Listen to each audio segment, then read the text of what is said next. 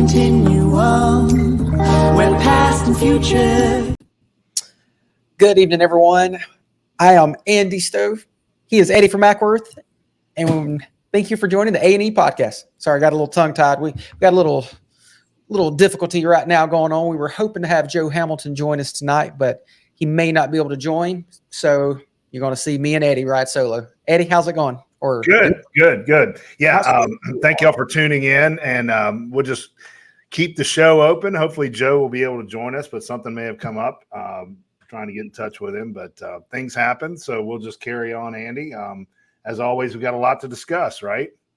We do. Apparently, I don't know exactly what Kevin is doing. He's on mic number 3. I'm not sure what that means, but yeah, there is a lot. And about an hour ago, Eddie, there was some breaking news that college teams or colleges are going to be able to pay players for the first time in the history. What does that mean? Where are we going in college football now? That's a great question, Andy. I mean, whoever can answer that is probably God. I mean, honestly, that's the only person that can answer that question with college football now. But I haven't really had a chance to digest this thing, as I'm sure you haven't, and the reader or the listeners haven't. It's a lot to read, but you and I were talking kind of off air about what this means with the NIL. Now that it looked to me like the Power Five can pay their players. I don't know if that includes the Group of Five. I don't really know the ins and outs of it, but a couple things of this, Andy. I think it kills the Group of Five. They already couldn't compete with the Power Five conferences. So now how is a Memphis supposed to compete with Georgia with this in place, where Georgia can pay the players and they have a massive funding, Clemson, Ohio State, all those other guys, Notre Dame, et cetera. You know, teams like Memphis, Tech, I'll throw them in there, other schools, they can't compete now. It's just so backwards. It's just crazy what's going on with college football. Yeah, I see James Caraway he said the Rashada lawsuit could have been the last straw. And that's that's a good point. And that's what maybe they said, you know what? We don't want to go through this. We don't want to be a part of this. We're just going to let them pay them and let them go. But I guess my biggest question is is there going to be a salary cap? Is there going to be a certain amount of money that schools can pay?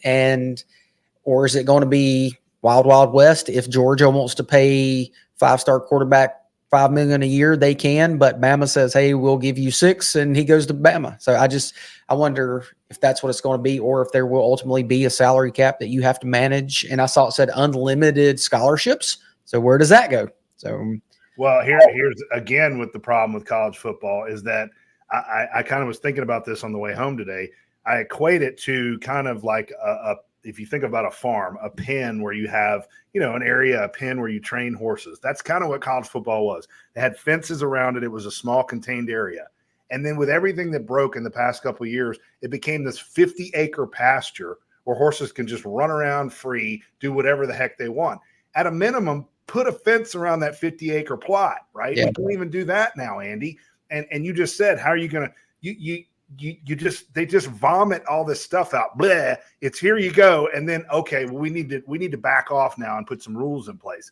I mean, they should have done this with some rules in place first. And until they have a governing body over college football and they break away from the NCAA, none of that is going to take place. It's just going to be vomitous all over the place. That's the way I'll describe it. I guess what I wonder, though, is how can college football be their own or continue to do, because they drive the world. Obviously, we know that baseball and basketball, they don't make the money, and none of the, the girls' sports make the money. So do we ultimately get to a point where college football is its own thing? I think so. And that's what I wonder, if it becomes its own deal and they get to make any rules they want. And then the others, they're still the University of Georgia, but they're football. And then all the other teams are still whatever they are now, I guess. I mean, it also comes down to the TV revenue sharing, right? I mean, that's where all the money is put in college teams, right? In the NCAA, all the money that is being poured into these universities is coming from the TV revenue, right? So if they get into the revenue sharing of that, college football is driving that. Women's softball is not driving that, okay? That's just the reality. It's not. And college football is well aware of that. They're supporting through what their revenues, they're supporting the other teams around them. Oh, they keep them up afloat, right? Well, it's just like the NBA and the WNBA. The NBA is paying. Right. So it's not. right. I mean, that's not a shot at anyone. It's just a fact. It's the reality. Yeah. Yeah. I wonder where this will ultimately go. But look at these big schools. You look at Georgia and Alabama and Ohio State. Is it going to be where these schools now, because obviously we love Georgia, so I think this is the ultimate, the one thing Kirby didn't have was control over the money. Now he does. Like, you can't tell me that he can't now go out and do anything he wants to do. And I know that James Caraway sent us a text. He was like, yeah, Kirby's going to coach here forever now because he has full control. Are we going to see 3-4 teams like we've been seeing that's just taking over and just going to continue to be the prime teams and be the king of college football and everyone else is playing second fiddle? Yes, this has now made it worse. In all honesty, it is. The elite are going to continue to be the elite, and the others are going to be playing catch up and may never get caught up. I don't see how they can. It's just impossible at this point. But it's going to be interesting to me. You say that, Andy. He's going to have – Kirby has control over this thing. But what we've seen with Kirby, or what we've heard, I should say, the way Kirby does it is he tiers these things, right? So he may run this differently the way he's running it now, even though he has all the money at his disposal now. I'll give you an example. When we heard about Malachi Starks and KJ Bolden and all that stuff, we kind of heard through the grapevine that he was not going to pay KJ Bolden more than Malachi Starks. Rightly so, in my mind, right? But other schools, Ohio State, I'll throw out there, they don't care. They're just throwing money out. They don't care. They don't tier it. So Kirby may have a different structure in place with the money he has at his fingertips versus how other universities choose to do it. Good or bad, I don't know, but that's probably what's going to happen with Kirby. And it seems to be working for him, right? That's why I wonder, though, if there will be a salary cap where it's going, because I would suspect there's going to be a number that they can spend each year on their team. I would think it would have to be. But then you start going back to some of that under the table, those $100 handshakes that, we used to not, everybody knew that every school was paying players, but they didn't talk about, they talked about it when they were getting beat. I know when Georgia wasn't as good, we'd talk about Bama and Florida and how they were paying players. And now they say we pay players. But I wonder if it's going to be one of those deals. It's just going to be like, okay, you have a certain amount of money. And then I don't know if maybe there's a breakdown of how much you can make per year. Like if you're a freshman and if you become, when you're a sophomore and a junior, maybe there are breakdowns of what you can get paid, like a certain amount. And you and I also discussed this off air, and we'll bring it to the table. What does this do with NIL? Does NIL continue as it is? Does it shrink? Does it grow? I don't know. You raise a good point, Andy. Maybe a player, Chaz Chambliss, okay? The university's going to pay him X amount of dollars, but he can get a deal with Athens Ford down the road and be their sponsor and make a lot more money doing it that way, right? So maybe NIL in that aspect does stick around. I don't know. It's just so many unanswered questions. I don't really know. Yeah. And that would not count what you're talking about. The NIL would, in my mind, not go against the salary cap. That's separate, right? I would suspect NIL would be completely separate from right. And that's why they would have to get their own NIL deals. And like Kevin said, but it's a legal cap. Rest will just break the law. And that's what I think it's going to go back. And that's what you said. NIL will grow because the boosters won't stop paying. I mean, I just don't think I know currently the schools can't use NIL to get a player there. We've seen it with Florida, the whole thing that's going on there, but they're doing it. They tell them, well, you go talk to so-and-so to get your NIL deal. Right. And then Kirby's telling them how much he wants that player to get. So I just think whatever that number is, if it is a salary cap, or, I mean, what if they get to pay? I mean, what if it comes down to a school can pay anything they want to pay for their roster? Could we get to that point? And if that's the case, would Texas ever lose a game? Texas would be the logical team that can buy everyone, or Texas A&M. I mean, and James, he said big dogs like Georgia and Bama and Ohio State are going to get a set of soft cap of how much top quarterbacks, running backs, et cetera, will cost.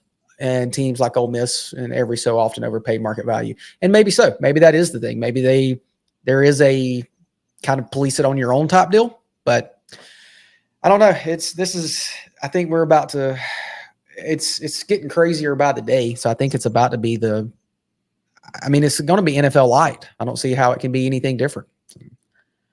I'm sorry, Joe is now texting me, so I'm trying to keep talking, Andy. I'm trying to text him back the link because he said, "Oh yeah, if he can, yeah, that'd be great if Joe can get in. I'd love to hear his take on this."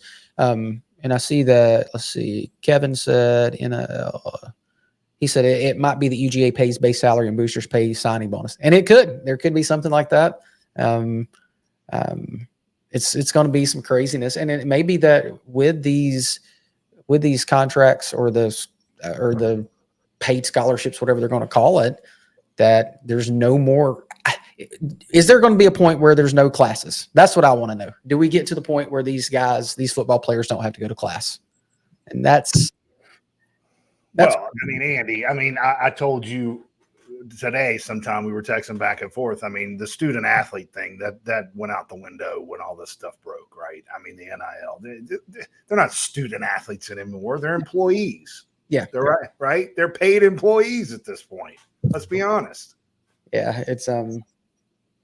It's definitely going to be, I don't if these guys like James are saying there's multi-year contracts and buyouts if they transfer, and that's what it's going to be, James. I fully agree. But like, if these guys are now getting paid from the school, you're talking about a football player that's getting paid from the University of Georgia that's going to go into class and he's making $1 million or $2 million a year, and this professor is going to tell him, who's making $250,000, whatever, he's going to say, "Hey, Carson Beck, your paper is due in 3 days," and Carson Beck's going to say, "You go talk to Kirby. I have a national championship to go play.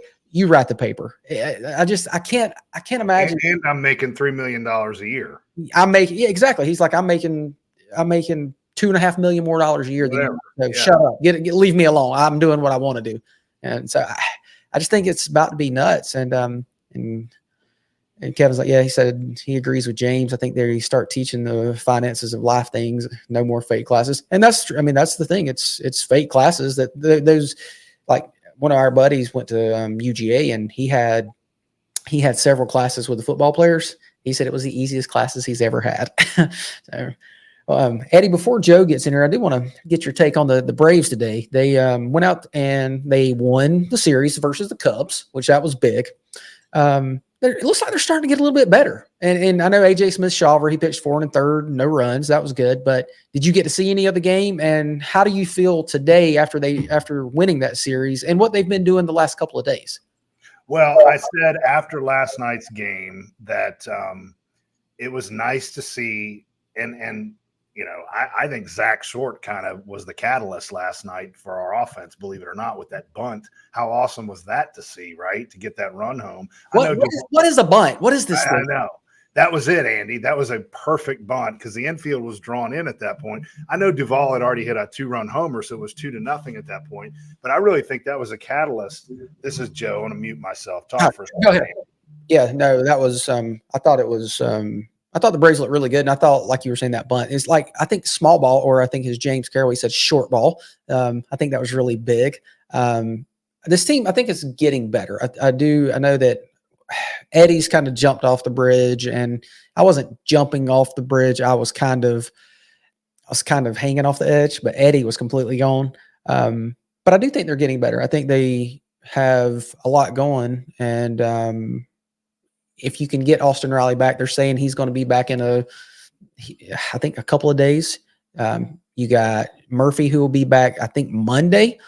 And James, is there an update on that? Last I heard was Monday. But there's going to be – I still don't know if we're good enough yet to beat the Phillies and the Dodgers. But I do think they're going to be – I think they're going to be a lot better. And that's what I think they look like they're starting to kind of get it going in the right direction. And I'm going to bring James in while we wait on Mr. Joe Hamilton. What's up, man? What'd you think about today? And how do you feel about these Braves today versus how we felt maybe last weekend? What's up, Andy? I want to join you since I walked away. Thanks. I feel a corner being turned. Like the at-bats are they're looking a lot better. And reading stuff about Murphy looking well on in his return, I think that changes everything because you make the lineup so much longer. And one of our issues, I think, is like if you weren't getting hits from the first 4 guys, we were just really getting nothing. Yeah. So I really like, everyone as a whole is kind of turning it around. Then you add 2 huge pieces to the lineup, and then this team looks totally different offensively. Talk to me about Chris Sale. I mean, what do we got? Is he a Cy Young contender? Is he? I mean, he's that good. He is that good, and whenever he's been healthy, he's been this good. So like that's your only you hold your breath, but he's had freak injuries, and I don't know. Like he talked a lot that this was his first offseason in a long time where he really just got to focus on pitching and getting better. And he's so good, and you just imagine he's going to be that much better in the playoffs because of his attitude, demeanor, and experience. So I mean, the way he's going, he looks like a true number 1. He does look like a number 1. And when we have Max Fried pitching the way he pitched yesterday, and you got Ronaldo Lopez, who's looked excellent all year, and then you bring up AJ Smith-Shawver, and I know he's not – I get it. He's 22 or whatever, but he's got stuff. And that's the thing you can't teach. You can't – like today when he was pitching, he would reach back and throw 99, and he'd get a little wild, and then he would kind of tone it down and go 95, and he'd hit the corners. And that's what was really impressive today. And I think of course you got Hurston Waldrop. We were talking last night that is he going to skip AAA? That's the thing. I just wonder now that they've moved AJ Smith-Shawver on up. I wonder if they'll put Waldrop in AAA and let him get a few starts there. Is what I'm wondering if it's going to happen. I could see that as well. I mean, I think he's ready to make the jump, especially a 4-year starter in college like that. But there's no rush, especially when you have AJ pitching the way he is. And look, with the way our starting depth is, if you just let AJ figure things out, and then you can put him into a postseason game for 3 innings, throwing the gas and the stuff that he has. I mean, he's going to be awesome, and that experience going into next year is going to be huge. Yeah, and that's what he doesn't have to be that guy. And as long as Charlie Morton can continue to pitch well, he doesn't have to pitch ace level, but as long as he can pitch 3-4 runs a game, Shawver can learn and he can just get better. So yeah, I was really, really pleased with him. And he said he thinks Riley should come back and hit 5. And you said that yesterday. He was like, there's no, there's Mr. Joe Hamilton. I'm gonna bring him. All out. right. Yes. What is up, man? All right. Look at there. We're coming in hot with a Georgia Tech hoodie. You got to do it with all these Georgia boys. I'm glad you did, man. How are you doing? Very well. How you guys doing? And I'm so sorry for the listeners. No, it's all right. Everybody, my apologies, but I'm doing well, man. I mean, I can smell the green grass. I mean, a mile away. So I'm ready for college football and everything. Yeah. Yes. Well, yeah. Andy, you're ready for it. So go ahead and please introduce Joe Hamilton. For everyone that's watching, we have, all right, I'm just getting ready because I'm about to read off a lot of stuff you're going to enjoy. We have the co-host of The Locker Room on 680 The Fan, ex-NFL quarterback, ex-Georgia Tech quarterback, and probably the best quarterback at Georgia Tech history, won the 99 Davey O'Brien Award, the 99 runner-up in the Heisman voting, which probably should have won that. We can talk about that if you'd like. And you are Georgia Tech's all-time leading passer with 8,882 yards, 65 career touchdowns, and a single season record for 29 touchdowns. And by the way, you're also a college football Hall of Famer. So if that's not impressive to somebody, they need to go jump off a bridge or something because, dude, that is incredible. So. That is incredible. And I would tell you, if you cut me, I would still bleed. So, the introduction is all good, and I love it. And I don't want to, just dismantle that or not even encourage that. Thank you. Because, Joe Burns talked to me the other day, and one of my teammates talked to me, a couple of my teammates talked to me, and they said, I rode your coattail, and I love the way you carry things. So everything you just read off, a lot of people are carrying it and saying, I know Joe Ham. And that means a lot to me as well. Well, yeah. I also want to say Joe Ham. Joe Ham's on 680 The Fan from 6 to 10 every weekday morning. I listen on the app, which is a great way to do it. You can listen on the radio, obviously, but he is 1/4 of the show. He's there with Brian Finneran. We all know Brian Finneran, Falcons from the Falcons. He's there with John Michaels and Brandon home team Brandon Leak, who's great, just a homer. I love that guy.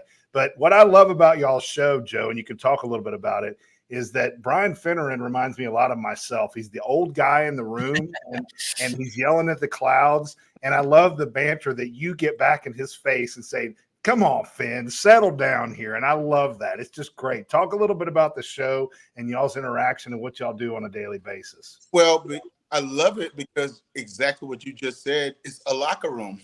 Okay. Mm-hmm. Whatever we develop in the locker room, whatever you think about the locker room, your shoe stinks. I mean, are you going to eat the same thing? Are you going to dress the same way? So everybody has, they have their different personalities, and it comes true. And Finn, he thinks he's the boss. So again, so even on you guys' show, somebody you already know, this is when I come in, he's going to expect this, they're going to expect that. And all of a sudden, you understand, man, come on, man, you're not the boss of me. And that's genuine. And that's why I think our show really, really is successful, because we walk to the garage, we walk to our car every single day after like about 15 minutes after the show together. We chop it up. So there's no love lost, but it's differences. It's differences, and it's the locker room differences. And I love the fact that we say, if you want to deal with politics, send that down the room. Down the hall. I love that. Down the hall. I love that. Yeah. Down the hall, yeah. Andy, you got a question for Joe? I do, but I wanted to say, Joe, we have from John Rafford. He said, great having Joe on the show, and he is a dog fan. So hey, we respect you, dude. Even though we all bleed red and black, we respect it. So complete respect. And I let me get this off of my chest. Richard Seymour, Eric Zier, Champ Bailey, a few more guys that's really, really good friend of mine. And even Coach Kirby Smart, not a really good friend, but it's only the 2 days after Thanksgiving that I hate the Bulldogs. I'm not from. I know the importance of 2 days after Thanksgiving, what it means, and it's huge, humongous, humongous. But I don't hate those guys because I got a really, really good, relationships with all those guys. But Buck Blue, I work with him every day. Exactly. Yeah. He loves me and I love him. I think it's genuine love. It's genuine love from me to him. I don't know. Hey, James, before we get out of here, do you want to ask Joe? You got anything for Joe? You want to? I was just going to, Brian with Finn it sounds like he acts like the receivers that you're probably dealing with as a QB. Sounds like two receivers and the ball all the time. The only thing I would say about that, you need that. Come talk to me. That's the whole thing about a quarterback and wide receiver relationship. Come talk. What did you see? How is he playing you? What's the leverage? Should I throw it up? Where you open? You want it to be open, but again, it's just, however, in my opinion, as a quarterback, however I dish it out, I got to receive it. It's going to MF you and this and that. Come back to the ball and all that, and you're going to do the same thing. Leadership is just like whatever I say to you, I want to be held the same, the same accountability. So Finn will be okay, but again, he's a number 3 or 4 option. He's a number 4 option. That's awesome. That's great. Best answer you can give. Well, James, I appreciate you hopping on while I was. Thank you, James. Treading water. So we'll see you, man. Guys, Joe, you're the man. I'm excited to keep watching you on here. Take care. Yeah, take care, guys. Thank you. Well, Joe, I tell you, before we get into the Braves and stuff, I do want to get a little bit of your background, because you were from Alvin, South Carolina, right? Yes, sir. So how did you get to Atlanta, Georgia to play for Georgia Tech? Because I know you had offers to go in-state and all over. So where all did you have offers, and what made you come to Atlanta to play for Tech? Interesting, very interesting, because what I take pride in is that Tom Osborne and Joe Paterno, they both sat in my living room. That's awesome. My goodness. So I wanted to go to Nebraska. I wanted to go to Happy Valley, because that's where I was, that the community, small. You can succeed there, and little known, but not big city. And boy, 1 in 10 Georgia Tech. and that's a lot, and that's what a lot of people don't understand. When I went to the Georgia Tech, they were 1-10. Yeah. They won the national championship in 1991, and I got there in 1995. Well, they were 1-10. It was almost a promise, and that's why the Jaden Rashad and all those things that's going on with, NIL. I was saying I just want to play. So I went to Tech thinking that Donna Davis had one more year, and then the next year I can compete to play. I was dependent on redshirt. You know what I mean? That was a mindset. My whole thought process, if I can go ahead when I was saying Nebraska, is that Tommy Frazier, they was going the back-to-back national championship. Right. Sit there one more year and I can compete after that quarterback. So I was dependent on redshirting. Even, Penn State, I think that was Wiley Richardson and Kerry Collins, that I can sit and then I can play. And that was the mindset. And it wasn't about coming and playing right away. So and again, and this is so funny that I would be a Clemson Tiger if I had taken athlete off of the tag. Really? Yes. Wow. Yes. That's amazing. Do you want me to explain or no? Go ahead. Yeah, we'd love to hear it. Yeah, well, because athlete off the tag for me means that, I wanted to be recognized as a quarterback bottom line. Gotcha. And if I got recruited by Penn State, I don't care the drop back passes, at least put on your tag, your recruiting tag in the playbook or in the magazines that, he's a quarterback. And Clemson would not do that. And I'm from South. Please, coach, don't put athlete on it, man. I know I'm an athlete because what I was thinking about, when you put athlete on it, you're going to give me an opportunity in camp to maybe throw an interception here, interception there, and then you're a DB. You guys, you know what I'm talking about. So, but at least make it look like you're trying to recruit. Yeah. Like at least that looked like you have a shot to play quarterback instead of just saying, okay, we'll let you throw a pass and go. Yes. And they didn't. And they didn't. And I held a grudge. And now because that's the hometown and that's the home team because I'm South Carolina. But I'm just getting over the rooting for them. I had a grudge. I'm like, what? Please. So, yeah, I would have been a Clemson Tiger, but, Yellow Jackets. That's amazing. So, Joe, how old were you when you started playing football?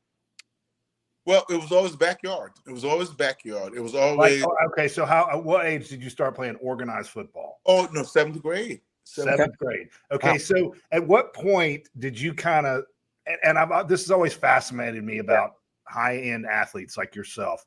At what point did you kind of look around and say, yeah, I'm pretty good at this. I think I can do this at the next level. I mean, was that when you were a freshman in high school, your senior year? When did you kind of, and I'm not trying to say that's an ego thing. You can kind of look around and say, yeah, I can do this thing. I'm really good at this. When was that?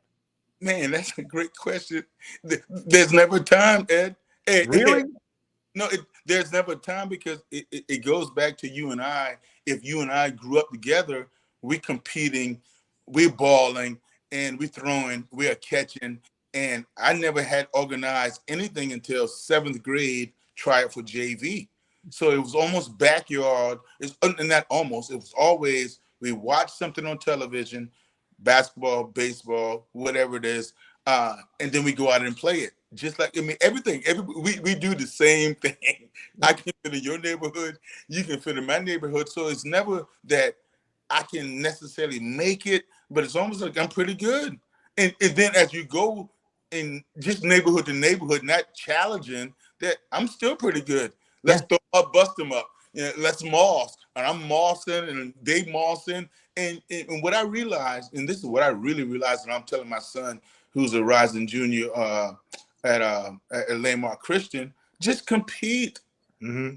I mean, with the best of them. You need to try to compete with the best of them. So to a long answer, I don't even really know if you're better than your brother or when was the moment that you can beat best out of 5? Have you arrived? I don't know, man. And I feel so fascinated. And I'm telling you guys that these Hall of Fame things, I'm so fascinated because all I wanted to do is play ball. Yeah. Yeah, that's awesome. And one more thing, Joe. So this also fascinates me, and it also drives me crazy. I get so tired of the prototypical. You got to be 6'2", 230 to be a good quarterback, right? If you're shorter than that, you can't see over the line, and that just drives me crazy. So I think it's changed a little bit, Joe, since you played. And do you think that because I've met you, Joe? I mean, it's amazing when you meet Joe Hamilton. You're like, wow, this guy was a professional athlete. And I'm not knocking you, Joe. That's everybody's created a little different, right? But I mean, just to look at you and be like, wow, this guy was a professional athlete. That's impressive. But do you think if you'd have played, let's just say now, and like the Stetson Bennett's, the smaller quarterbacks who have made it, do you think that held you back in that time, 99, trying to get to the NFL? Because you were a little bit smaller than what they wanted to see in the NFL. Absolutely. Yeah. There's no doubt about it. And when you talk about guys that my stature and below, and just as far as just maneuvering and playmaking, we got a fraternity as well. Yeah. But the fraternity is, again, I love Kyler Murray is my guy. I love him. But can you deliver on 3rd and 8? So yeah. And that's what they said about us. And even I'm not going to go that route, but even African Americans, you can't read defenses and you can't be in the pocket. So that didn't hold me back at all. But I'm just got to bring it up. Those are the type things is now that can you on 3rd and 8 deliver? Can you on 3rd and 8 be in that pocket? Because I'm telling you about this, and you guys will appreciate this one. Keyshawn Johnson didn't want me to throw the ball to him at all at Tampa Bay. When we, routes on air, and we just pat and go 7-on-7 because he doesn't like me. And he told me that he doesn't like Michael Vick. He doesn't like dual threat quarterbacks. And even some of the wide receivers I hadn't talked to now, they feel the same way. And this is what they're talking about, is that when you drop back 5 steps and when they run and a defensive back press coverage, they want to work that guy, get up, do their dance. They need to do their dance. Give me some work. They don't want you, when they finish running their route, to be running back behind them. If you guys know what I mean. They don't. Yeah. So any top-notch wide receiver don't want your quarterback being dual threat. So when you do a research and you look at it, most wide receivers don't want a dual threat quarterback because, hey man, let me run my route, be in that pocket, and deliver once I do this DB in. So you're telling me Keyshawn Johnson is 3rd and 8, and you pick up the first down. He's pissed off at you because you picked up the first down, didn't throw him the football to get the first down? Is that what you're saying? Yes. Well, but it's the first down. Who cares? Yeah, but even so, in practice, that would happen. He wouldn't be that upset. No, I know. I'm half kidding, but I get what you're saying. Yeah. Yeah. I don't want you throwing it to me because you're not going to be in the pocket once I run this route. Amazing. That's amazing. That's amazing. That's crazy. Like, because to me, if you have a guy like you who can throw the ball and can run the ball, it's the double-edged sword, because they don't know if you're running or passing. And I would think that the wide receivers would be like, dude, this is great. They don't know what they're doing. But I'll say this, Joe. Quick question. Go ahead. Right, but the quick question is that there's not many wide receivers that are going to go and play with Lamar Jackson. Yeah. Right. That's his point. I mean, wide receivers that want their money, they want the yards, they want 100 targets. They want to play with Kirk Cousins, right? A quarterback like that, right? So to his point, yes. Yeah. That's amazing. That's amazing. I've never heard that before. But Joe, what drives me crazy is that I love Matt Ryan. Don't get me wrong. Matt Ryan was the best quarterback probably the Falcons have ever had. Yeah. But the one thing that drove me crazy is I knew that if a play broke down, we weren't getting that first down. It was over. He was sacked. He wasn't getting the first down, right? And that's the element that I love, that I'll say it, athletes like yourself bring to the quarterback position. I think it's huge. Yeah. I love it. You have to have a balance. You have to have the balance, and that's why like myself and what we're trying to say, like Jalen Hurts, you have to have a balance. Can you get the ball out of your hands? Can you win the game mentally and with legs? Those are the guys. And Steve Young style. Yeah. Steve Young style. That's who I love. not emulate, but I mean, I just love Steve Young. That's my ultimate dual threat. Yeah. In my mind, quick, out of my hand, read the coverage. If it breaks down, I can utilize my legs and all those type things. Is Steve Young. That's the ultimate to me. And you know why I love Steve Young? Because, and why I say that, guys, it takes, for me, all kind of politics and everything out of it. It does. He was a runner first, developed into a passer, and then utilized his game. And he was behind the Hall of Famer and Joe Montana, all those type things. So it's everything Steve Young is what I love about quarterback perseverance, staying there, be there. And now his game can still correlate right now. I love it. He's a Hall of Famer. His game can ends a champion that can correlate right now. Plug and play Steve Young in any team right now. And I love it. That's awesome. Joe, we don't want to keep you too long. Andy, I know. Let's move to some current topics and pick Joe's brain about what's going on. Go right ahead, Andy. All right. So, well, before we do jump into the NIL, to all that, I do want to ask you, Georgia Tech last year ended up going 7-6 and won the Gasparilla Bowl.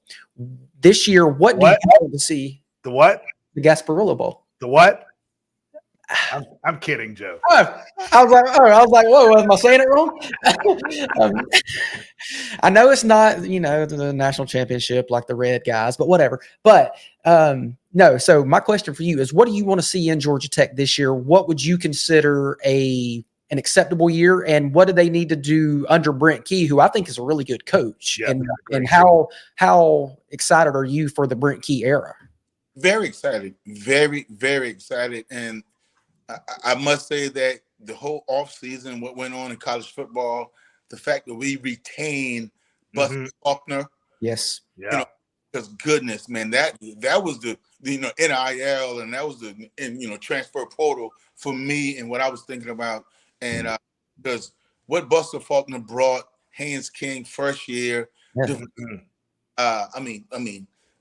it's almost like we gloss over Haynes King. He's one of the top quarterbacks in NCAA, no doubt about it. So with that, Coach Key and establishing some things and building a culture and looking at the ACC, why not? The goal should be set. In my opinion, it's always my opinion. How do you get to Charlotte?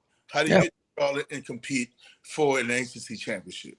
Yep. I agree, because there is so much talent in the state of Georgia and in that surrounding area of Georgia Tech. I mean, all of the athletes that are out there, like even if Georgia is getting, maybe the top tier, the second tier guys in the state are ridiculously good players. So there's enough players in Georgia to feed Georgia and Georgia Tech. So I agree. I think Georgia Tech should be a perennial ACC champion every year.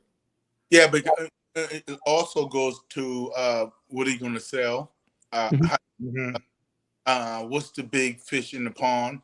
And those type things, because let's be real, guys. This is real coming from a guy that loves I have been recruited by Georgia Tech, and I know what's going on. You should only expect to beat Georgia one time throughout your entire career at Georgia Tech. Yeah. That's legitimate, fellas. And this might go viral. I don't care. But again, you shouldn't expect, and we don't expect. But what the expectation is, when you step on campus, before you leave as a student athlete playing football, get them one time. Georgia one time. So and that's reasonable, because we're not up there like that, right? Yeah. Never been up there. So to put it back in my era, and I had success like that, and we did win 3 times in a row. And I don't want to bring that up, Ed, but they do that. But the reality is, let's talk as Techs, and that's why I love Coach Brent Key. He knows about, and he was a part of that 3-game winning streak. But build, grow a culture, and if you're a Tech, you can have a redshirt junior, senior. And those guys can have you continuously thinking about going to Charlotte. Yeah, I couldn't have said it any better. I think if Georgia Tech and their fans and all can kind of see that and agree with what you're saying? I mean, because again, we're Georgia boys. Man. Yeah, I mean, but that's the thing. I mean, right now Georgia's rolling, and and that's the thing. It's hard to beat Georgia. So for someone that played there like you and that loves that school, I think that's as good of an answer as anyone can give. So.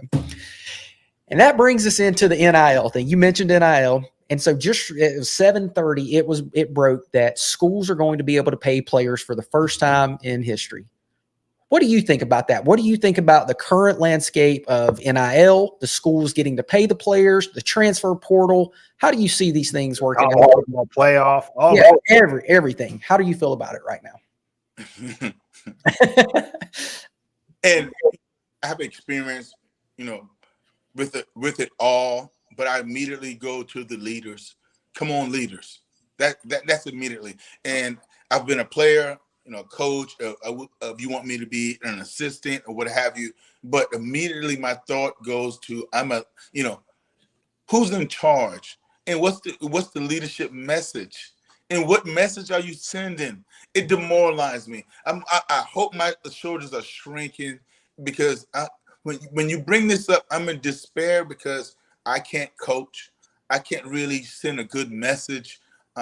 Even when I'm talking to a few parents, you guys are parents, and you guys want it done, the right way. It hurts me. It hurts me because if it's what is it about? Can I? Yeah. Because if I send my son to you guys' camp, if I send my son or my daughter to you guys' house for whatever, hey man, take care of this for a weekend, maybe 3 days. I should be in safe hands. I should have the same values, morals. Mm-hmm. I mean, be kind of universal. But that's what's lost. So now, is it about money and you bidding and you want to say transfer portal? And it angers me. But because now when you go and you host guys on recruiting visits, my recruiting visits, guys, were Penn State, Nebraska, Clemson, Georgia Tech. I forget the last, but I mean, it meant something that, what was it all about?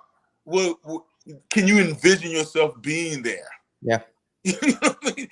It wasn't about some, politics that involved. And I just don't like the bidding war. I don't like the bidding war. And I do love that the athletes get paid. Yes, I do love that. But the bidding war, and once you happen to have your elbow injured, or you might not play, like a teacher or so, you don't like, somebody, you got your girlfriend going on back home, you out of there. You out of there immediately for $200,000, and that's why I don't like, So, Joe, let me pick at you a little bit about that. So you're saying you mentioned leaders, and I assume you're talking about leaders on campus, I guess. Or are you talking about leaders who are overseeing? I think he's going to say overseeing the whole NCAA college football as a whole, and that's what you're saying we don't have leaders that are overseeing the whole thing right now, and it's just mass chaos. Is that what you're getting at? Yes. When you say leaders, okay. Yeah. So you didn't mean leaders on campus. You meant leaders at the top of college football. Well, because yes, college football and even leaders below that, because the leaders below that can't. You shouldn't be like it's the wild wild west, and right. It is. And I'm gonna go after it as well. That's what right. Right. So I got you. It shouldn't be that I know it's freelance and I know it's chaos. I'm gonna feed into it, and I'm sorry about that. But what it leads to is that transfer portal, and it leads to guys in high school transferring because they want the biggest deal and all that. That's what I was alluding to. Yes, but leadership all through. Yeah. As a dad to mom. My bad on that. Yeah. No, that's fine. I just wanted to clarify because I'm with you 100%. Andy and I talked about this before you came on. In my opinion, college football has got to completely break away from the NCAA and have somebody at the top who's making the rules, and it all filters down from there. Right now, like you just said it perfectly, it's the wild, wild west. And I told Andy before you came on, Joe, it's like NCAA had a little corral around everything for a long time. I mean, $50 handshakes, you were kicked off the team and out of school right back when you played, right? And now it's a 50-acre pasture with no fences around it. And there ain't no getting it back to where it should be, right? Until somebody is in charge and takes control of this thing. You know what? And that's so fascinating, because we are three guys right now talking about it, but we would have three different opinions. How do we solve it? Yeah. No doubt. No doubt. I mean, what would you say? Because, I work with, again, 6 to 10 every morning with the locker room, and B. Finn would say, let them just nothing the freshman year, and then sophomore due diligence that way. You guys might think another way. I think, what I think is that it needs to be a hand-me-down from all the way to the top. Otherwise, I cannot say to my student athletes or in my recruiting or to my coaches that you can't offer if everybody else is doing it. Right. Yeah. And I think the thought process or the idea of not paying freshmen and then paying them once they kind of prove it. Mm-hmm. I kind of like that idea. I think that's a really good idea. Now, I know it's hard to do that, but yeah, it is. And that's what James Carraway, he wrote. He said, does your mindset of just wanting to play ball put a sour taste in your mouth about today's college money ball and transferring? And I think you pretty much just answered that question. Well, it was a great idea to be able to do it. I mean, I want to implement that. I would vote yes, but if everybody's not doing it, I cannot do it. How rich would Joe Hamilton be if NIL was in place in 1996? How rich would you be right now, Joe? Boy. You don't have to answer that. I'm half kidding, but does it make you a little sick? Just a hair, like, man, I wish this had been in place when I was playing. Yes, it does. Yeah. To be transparent, I love, and this is not just talking podcast, but Coach Key, head coach of Georgia Tech, I've talked to him about this a 1,000 times. My offensive line would have been rich as well. Yeah. I mean, it would have been rich. Yeah. I mean, before the wide receivers, before anybody else, even Absolutely. Before me, those guys, and that's why I love Coach Key, and he loves me as well. And I mean, he's going to do good things, but man, I had to go back, almost like a Tom Brady deal. And we don't like these Drew Brees here in Atlanta. I understand that, but a Drew Brees to take something a little back, give to the team. My offensive line, that's who would have gotten paid for me. I love the way you think. Absolutely. They've been riding dirty. Pay those hogs. Absolutely. Well, that I'm glad you said that, because, and I know we're getting short on time, and I know you got to get up early, but I do want to ask you before we get out of here, your thoughts on these Atlanta Falcons.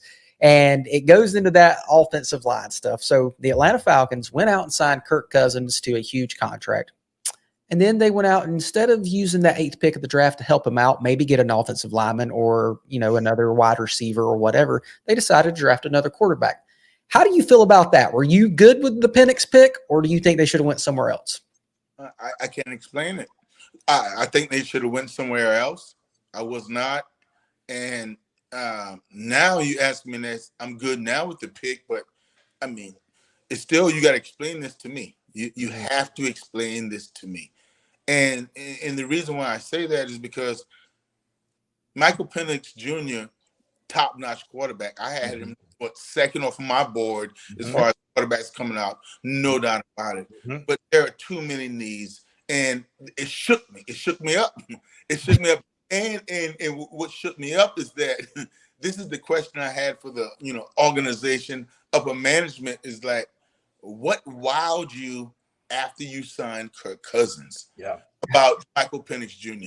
That's it. So I mean, everything is flatline everything. What wowed you? I mean, because were you not wowed before you signed Kirk Cousins?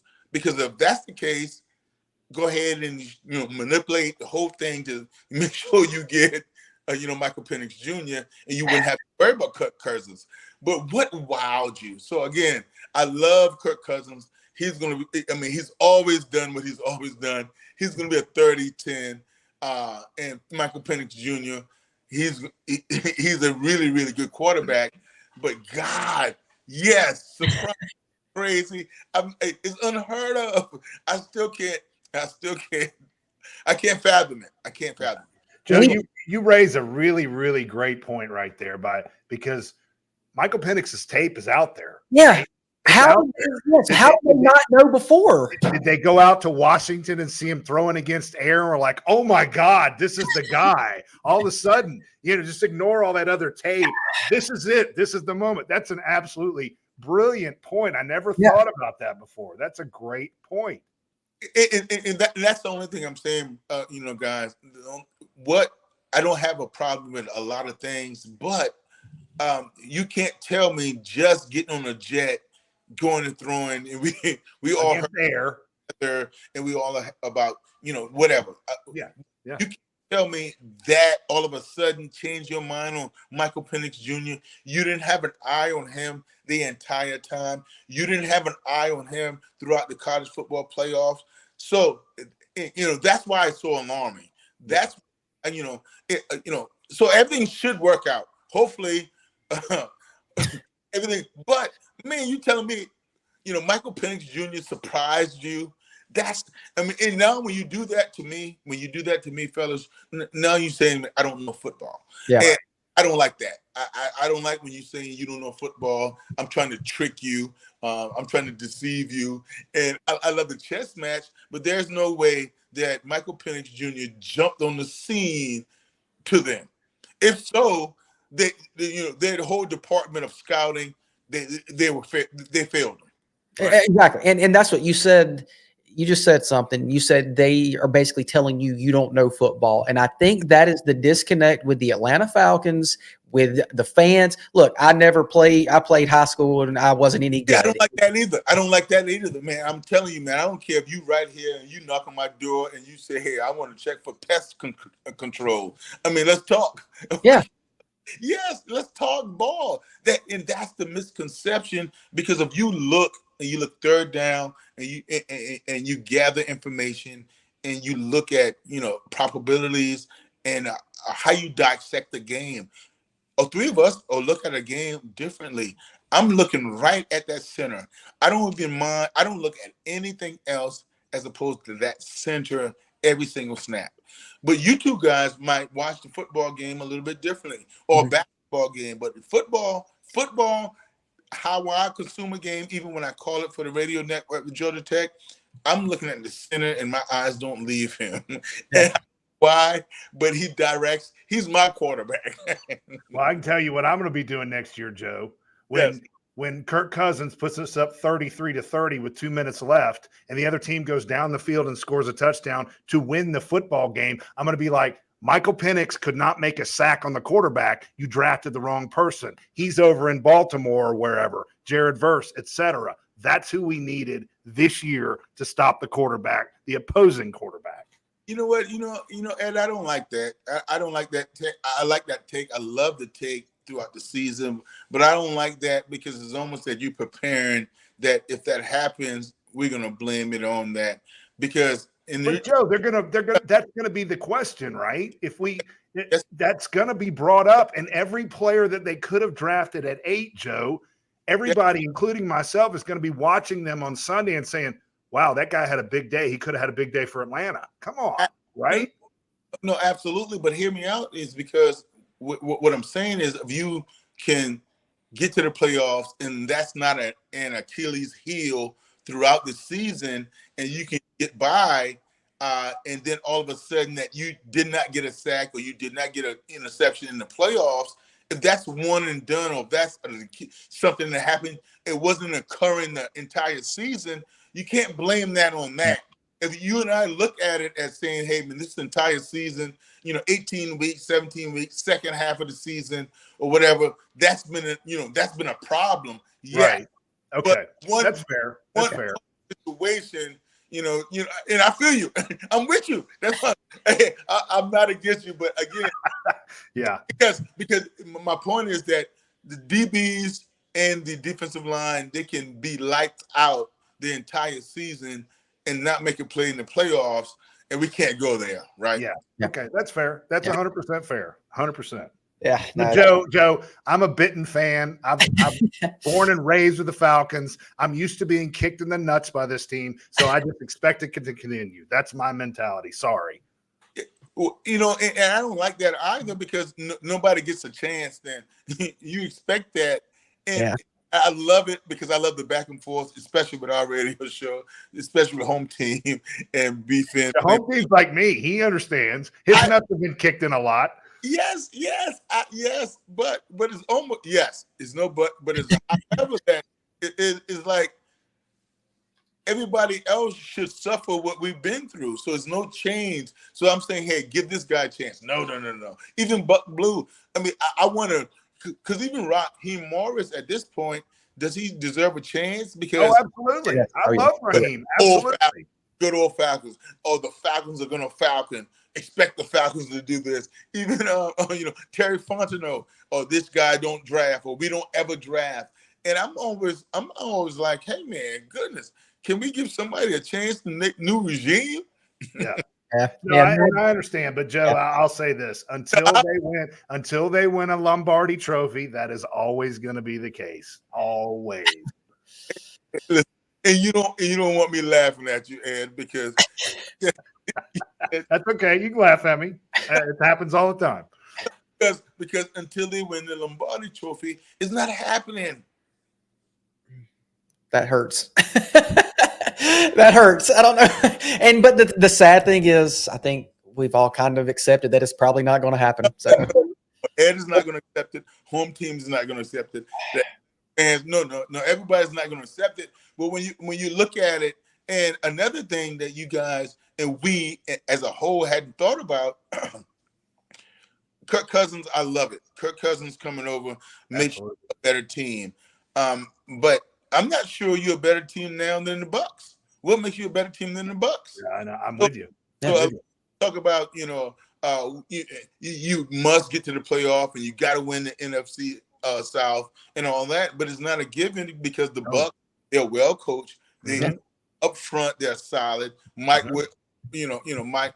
We know about that. Mike Evans. We know all about that. So again, I mean, we're doing some dances here that we're not even looking on the football field, and that's what I'm going to always do, fellas. I'm going to check out the football field, the basketball court, the tennis court, the baseball diamond. I'm going to look at that. I'm not going to look at hearsay. I'm going to try to do diligence that way. And I don't know that the Falcons are better than the Buccaneers football-wise right now. And I don't either. And I love, I do love that they went out and signed a legit NFL quarterback because the Falcons haven't had one, it's been several years. But the question is, spending $200 million or $180 million, does that make you the best team in the South and a guaranteed playoff team? And I don't think it does. And that's why if it were me, I would have just waited. I would have drafted Michael Penix and just went with him. Instead of spending all that money on the quarterback, I would have taken Penix because I really like Penix. I'd have taken him and got some pieces around him. But I don't know. We'll see. I do like Kirk Cousins, though. I do like having a legit NFL quarterback. So that is going to be big and fun. But I'm confident in that. Yeah, it's gonna be interesting. Well, look, guys, it is. We've been going at this thing for an hour, and I know, Joe, you've got to get up really early, and I get up early as well. So, look, we really appreciate you joining us tonight. This has been great. Like if we can, and that's pretty awesome how that just did that. If you want to join us anytime, just let us know. We would love to have you back. So I appreciate you being on with us tonight, man. I'm sorry you had to cut me off, man. I had another hour in me, man. No, we don't want to keep you. We don't keep you, brother. Well, guys, we appreciate everyone watching tonight. James Caraway hopping on, saving me while I was by myself when Eddie decided to kick me to go off with me. Everyone commenting, we appreciate it. And I'm going to do this. Oh, there we go. Yeah. There we go. Okay, cool. There he is. There he is. Went away from it. Yeah, we really appreciate everyone. And we may be back next week. It's just depending on what the holidays do. So we will see what happens. But Eddie, before we get out of here, you got any final words? Well, I want to thank College Football Hall of Famer Joe Hamilton for joining us. As always, Andy, like I say every week, get your colonoscopy, get your blood work done, and give blood. Save my life, save my wife's life. It can save yours. Thank you, Joe Ham. Joe, we appreciate it, guys. Make sure you listen to 680 The Fan. Listen to Joe. The guys they're funny. They're really funny. I like to listen to them. And we will see you guys next week or the week after, whenever. So we appreciate it, guys. Have a good night.